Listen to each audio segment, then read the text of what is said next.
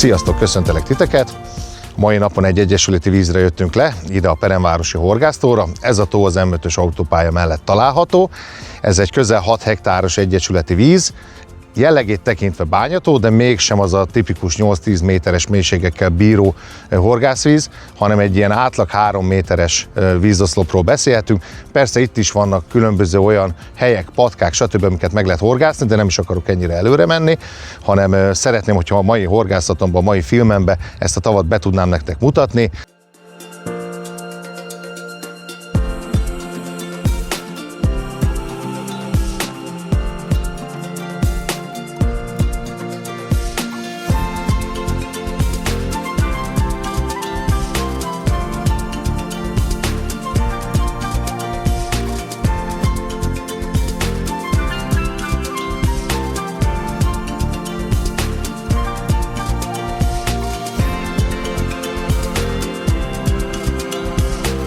Amire számítok, az tulajdonképpen a point lesz, de nagyon szép a dévérkeszeg állománya, úgyhogy biztos, hogy sikerül fognom majd 1-2-3 halat. A megközelítés szempontjából nagyon figyelni kell, hiszen el lehet könnyen tévedni, de miután már megtaláltuk magát a táblát, hogy Peremvárosi Horgásztó, akkor már egy hosszú bekötő úton elérhető a tó a bekötő út végén. Napi jegyváltás az nagyon egyszerű. Lejöttök autóval, ugye autóval meg lehet közelíteni a helyszíneket. Én most nem azon a napi egyes idézőjelben halőrházi napi egyes oldalon vagyok, hanem átjöttem a túloldalra, ide autóval nem lehet beállni. Mi mai napra külön engedélyt kaptunk, ugye sok cucc miatt, meg a forgatás miatt, hogy ide jöhessünk. Tehát, mint mondtam, a napi jegyváltás nagyon egyszerű, a halőrházba ezt megtehetjük, kigurulunk a helyszínre, és akkor utána felmérjük a terepet. Nagyon sok szép sziget található a tó közepén, érdemes ezeket célirányba venni. Ilyenkor nagyon jó, ha kiállnak a halak napsütésbe, és akkor meg lehet őket fogni. A halállomány nagyon bőséges, hogy még van a mélyebb részeken is egy jó pár hal, amit ki tudunk csalni ugye ide a partra. Horgászmódszerről, majd etetőanyagról majd később. Meg amit még nem mondtam el a tóról, majd menet közben el fogom nektek mondani, úgyhogy gyertek, tartsatok velem, horgászunk egy jót. Mostanában ismét megfigyelem azt, hogy nagyon sok horgász még ilyen óckodva látogat le az ilyen egyesületi horgásztavakra, hiszen még ez a régi beidegződés, hogy évente egyszer vagy kétszer van telepítés. Most ez nincs így. Itt a Peremvárosi Horgászt az utóbbi egy évben rengeteg olyan munkát tett bele a magába a vízbe is és a környezetbe is. Én most már igazából mondhatom azt, hogy egy igazi sporttó lett belőle. Itt nem évente egyszer van telepítés, itt havonta van telepítés, vagy ha úgy adja a sors, akkor még többször is. Tehát a halállomány az utóbbi 5-10 évhez képest, ha nem megduplázódott, meg háromszorozódott. Nagyon barátias a hangulat, hiszen ez egy nagyon régi tó, és ugye a fák is, amik körülölelik az egész horgásztavat, arról beszélnek, hogy itt van múlt, itt van történelem. Tehát ezek a fák árnyékot nyújtanak, magát ezt a hangulatot, nem ezt a kockató feelinget tükrözi. Fönt vannak ilyen kis bungalók, amiket ki lehet venni, de sátrazni is lehet. Bármi olyasmit meg lehet tenni, mint az ország bármely részén lévő horgásztavaknál. Tehát itt abszolút elsőségben van az, hogy az ember pihenjen, töltődjön és szórakozzon, mivel közel van az infrastruktúra, és ugye Gyálváros itt van 3 percre, hogyha valamit otthon felejtettünk, nagyon jó felszerelt horgászbolt is van Gyál központjában. Majd a horgászatom során majd ugye el fogom mondani, hogy milyen olyan dolgok vannak, amiket én már itt tapasztaltam, de én nem is rohannék ennyire előre. Kezdjük el a horgászat, és a horgászat közben majd mindig elmondom, hogy mire figyeljetek, és hogy mi miért jött, és miért csinálok így. Mint láthattátok, első körben ugye csak pelletet kevertem be, hiszen nagyon sok benne a keszeg, és nagyon szépek vannak benne. A horgászoknak most már úgy gondolom a 60-70%-a metódozik, úgyhogy ezzel kezdek én is a mai nap folyamán. Csaliban hoztam egy pár újdonságot, ugye idei újdonságot, Ózing waftereket, Mézán is, Competition wafters, vajsav sárga barack és mangó chili. Nem akarom túlzásba vinni, ezeket fogom próbálgatni, úgyhogy elsőnek föl is fogok rakni egy ilyen vajsav sárga barackot. Töltés az már a megszokott módon, előbb egy kis pellet. Ugye nagyon fontos, hogy nem fölülre rakom a csalit, hanem a kosár közepén, hiszen van itt is egy minimális vízoszlop, becsapódáskor egy pici lejön a tetejéről, és ezáltal lehet, hogy a csanig más helyre kerül, úgyhogy mindig rakok bele elsőnek egy pelletet. Egy 30 g-os kosár ide tökéletes, a benne lévő pellet az kb. 20-25 g.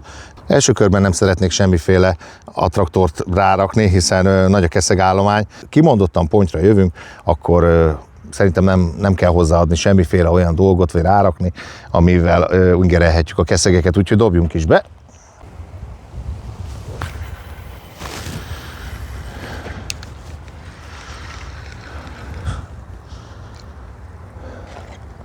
Így szépen lerakjuk a botot, a zsinór besüllyed, és nincs más hátra, mint előre.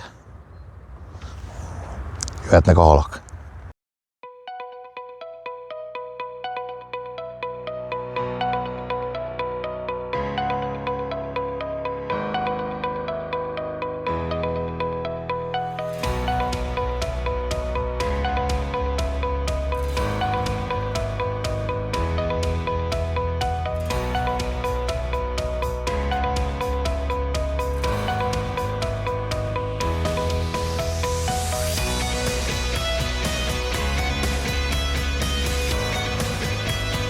Sokan a nagy kapitális halaknak, vagy amúroknak, ebben az esetben amúrnak örülnének a legjobban, de hát én ennek a kis csodálatos kis szépségnek örülök ma a legjobban, úgyhogy nézzétek meg, milyen egészséges, gyönyörű szép amúr.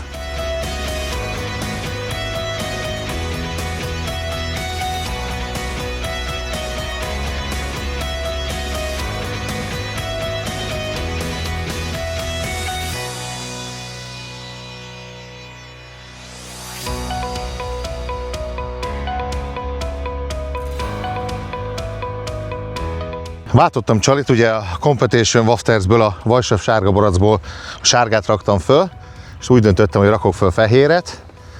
Meg is jött a hatása, ahogy érzem. Vagy egy kisebb ponty, vagy egy nagyobb kárász, ugye vannak benne kiló, másfél kiló körüli kárászok is, nem ez ponty lesz. És nagyon szép a aranykárász állománya ennek a víznek. Majd csak akkor szákoljuk meg, hogyha felült a víz tetejére, nem nyúlunk bele. Nem egy hatalmas példány, de annál szebb. Én nagyon örülök az ilyen halaknak, hogyha ma csak ilyenek jönnek, akkor igazán jó pecán leszünk túl.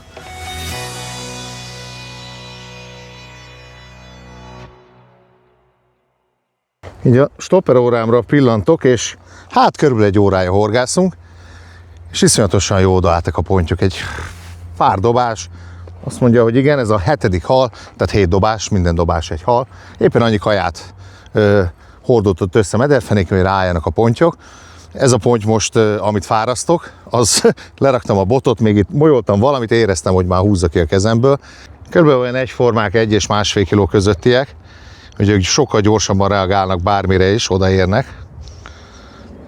De hát nem probléma, hiszen nem a 7-8 kilós pontyokért jöttünk, hanem ezekért az élményekért, amik ma itt engem érnek. És visszakanyarodva egy kicsit reggel, ugye mondtam, és egy órával ezelőtt mondtam, hogy helyválasztás milyen fontos, hogy annyira nem ismerjük a tavat, hallgassunk a halőre, a helyi erőkre, hogy hova üljünk le, hol horgászunk, mit csináljunk, aztán majd későbbiekben kialakul ez nálunk, hogyha többet jövünk le, hogy hova érdemes ülni. De én úgy gondolom, hogy nézem a víz felszínét, nagyon sok helyen mozognak a pontyok, ugye ez a sziget környék a legígéretesebb, de hát jobbra itt teljesen a tisztás részen is láttam ugrást, de hát hogyha most ott vannak a halak, akkor oda horgászunk, úgyhogy gyönyörű szép egészséges ő is, mutatom, szigorúan szágfej fölött, kivesszük a kosarat, aztán szágból visszaengedjük, így mehet is vissza.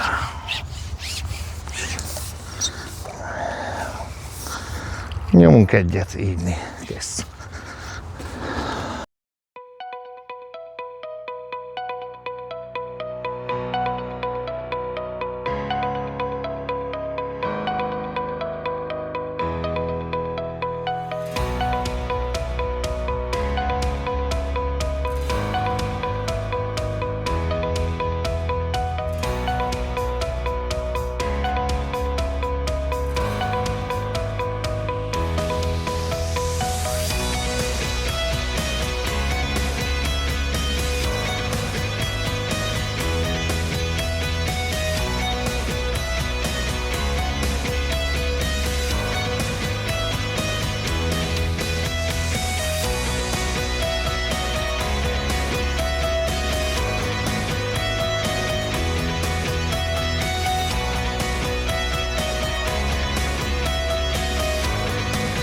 Egy picit nagyobb bacska ponty.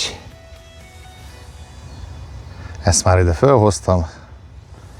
Nézzétek, milyen szép egészséges halak laknak itt ebbe a tóba. Eltelt egy kis idő, és úgy gondolom, hogy egy picit összegeznem, hogy mi is történt eddig. Ugye pellettel kezdtem a horgászatot, és úgy is terveztem, hogy majd az egész horgászaton folyamán ezt fogom erőltetni. És egy olyan helyen, ahol ugye ez a peremvárosi tó, rengeteg a keszeg, a elején óhatatlan, hogy keszeget fogjunk. Tehát ez a 5-6 darab keszeg, ez ne keserítsen el titeket, hogyha egy adott pontra horgáztok, és esetleg nem jön még meg a ponty. Ez a pellet, ez a 2 mm-es pellet, higgyétek el, egy 5-6-7-8 keszeg után lévő ott maradt mennyiség is pont elég ahhoz, hogy az odaérkező pontycsapatok megtalálják maguknak azt a pár falatot. Nagyon fontos az is, hogy ilyen napsütéses időben is teljesen másképp kell horgásznunk, mintha szeles vagy borult időjárás lenne. Ugye a sziget lábától visszafelében egy ilyen 20-25 méterig nagyon alacsony a víz. Ha most mondjuk heavy botot hoztam volna el, és tudnék dobni 90-100 métert, akkor velem szembe lévő két kis sziget közötti sekély vizet meg tudnám horgászni, és valószínűleg több kapásom lenne. De mivel csak ilyen 60-70-80 métert tudok dobni, így kénytelen voltam a halakat arra a részre kihúzni, de még itt is előttem is olyan sekély a víz, hogy ott is tudtam halat fogni. Most az elmúlt időszakban ugye gyorsan jöttek a halak egymás után, ez a kiakasztásom, ez a távolságom, ez a horgászom most egy picit leült. De ezzel sincs semmi probléma, mert folyamatosan, most is volt egy kapásom közben folyamatosan a helyet ápoljuk, etessük. Most ez egy keszeg lesz, de nem kell keseredni. Tehát van, aki meg azért jön le, hogy keszeget fogjon jó sokat. Tehát én most visszatértem ugyanerre a metódusra, hogy folyamatosan, mint reggel, elkezdem dobálni, és higgyétek, egy idő után újra vissza fog állni oda a ponty. Úgyhogy pellettel való horgászatban higgyünk, tartsunk ki. Az a pár keszeg, amit fogunk rajta, az teljesen jó, sőt színesíti a halfogási faunánkat. Úgyhogy én azt tudom nektek tanácsolni, hogy nyugodtan erőltessétek azt a helyet. Persze, hogyha most az időjárás megváltozna, vagy ne adj Isten, leszakadna az ég, vagy esne az eső, akkor megint más taktikát kell eszközölnünk, de első körben mindig tartsunk ki amellett, amit elsőnek megálmodtunk, és szeretnénk tartani. Úgyhogy ilyen gyönyörű szép keszegek jönnek, az nem probléma. És szakán nélküli horognak az előnye az, hogy már magában, amikor benne volt itt a merítőbe, akkor már szépen ki is jött a horog belőle. Úgyhogy megy ugyanoda vissza a szerelékem, ahol eddig volt, és akkor majd a horgászat végén lemondjuk a konklúziót, hogy miért volt jó, illetve vagy rossz döntés.